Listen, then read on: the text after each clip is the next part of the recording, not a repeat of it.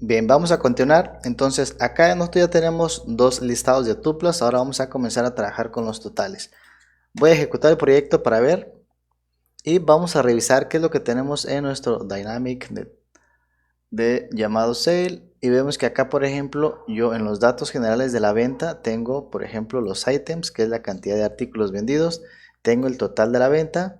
Tengo también el status. Tengo el tipo, que en este caso es cash.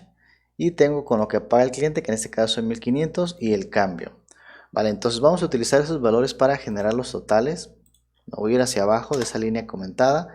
Y acá vamos a utilizar una variable de tipo decimal, items, y esto lo vamos a igualar a lo que traemos en nuestra variable de tipo dynamic sale.items. Entonces acá vamos a utilizar, por ejemplo, si yo dejo así items de esta manera, esto pudiera funcionar, pero a mí me gusta dejar las cosas muy claras. Yo voy a tener el proyecto y aquí le voy a decir que explícitamente voy a dejar convertido ese valor de sale.items en una variable decimal. Entonces acá voy a hacer un convert.decimal. Encierro entre paréntesis el valor que quiero castear y convertir a decimal. Voy a hacer lo mismo ahora para el caso del valor neto de la venta. En mi caso yo voy a hacer lo siguiente: yo voy a dividir en base al IVA de mi país, que es el 16%. Ustedes hacen la división en el IVA de su país, ¿ok? Entonces acá yo voy a utilizar, por ejemplo, la conversión ahora de el total, pero ese total yo lo voy a dividir entre 1.16 y le pongo la letra M, haciendo referencia a los decimales.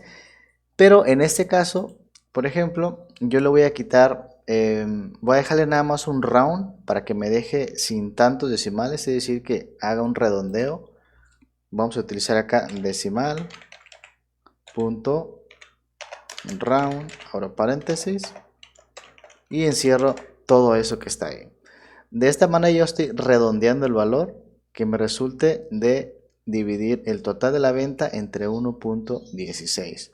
Aquí ya tengo el valor neto. Ustedes pueden hacer los cálculos necesarios. Vamos ahora a trabajar el siguiente, que sería el IVA.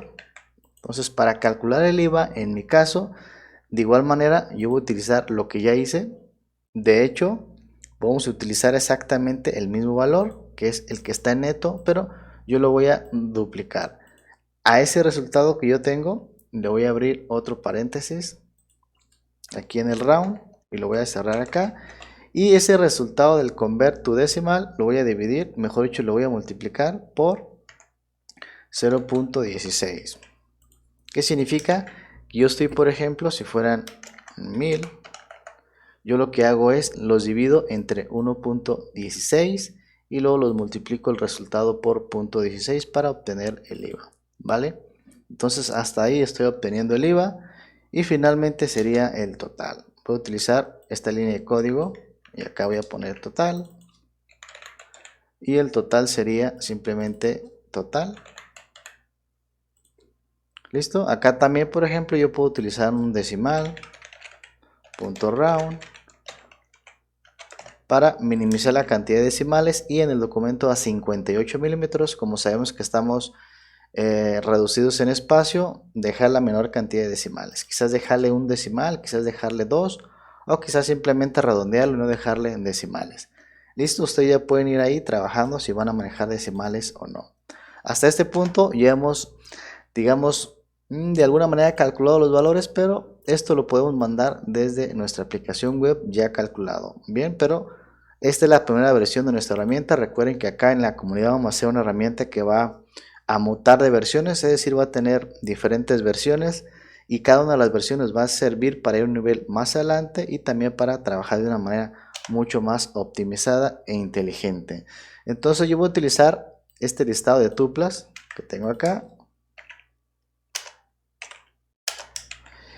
y lo que voy a hacer acá es ponerle punto y coma al final de las llaves, y a este listado de tuplas le voy a poner, por ejemplo, totales lines. En este caso, como yo voy a imprimir estos valores que acabo de calcular acá, es decir, yo voy a imprimir, por ejemplo, artículos y esta variable, el texto neto y esta variable, el texto IVA y esta variable. ¿Listo? Entonces, ¿qué necesito? necesito una tupla con dos elementos donde simplemente sean textos, así que voy a quitar este float. Solamente necesito una tupla con dos elementos que será el texto y este valor de cada uno de los items.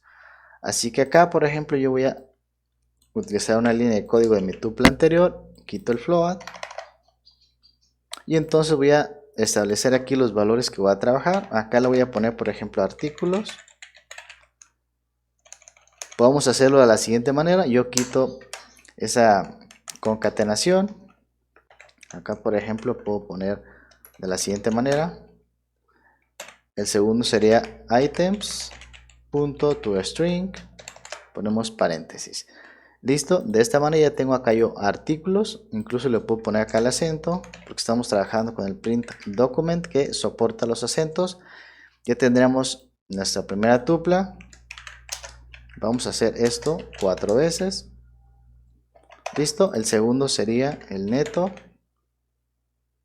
El tercero sería el IVA. Y el último sería el total. Entonces acá vamos a ir cambiando los valores. Por ejemplo, acá sería neto. Luego sería el IVA. Y finalmente sería el total. Ahora, si tú deseas imprimir el símbolo dólar, para tu caso, yo también los voy a imprimir acá.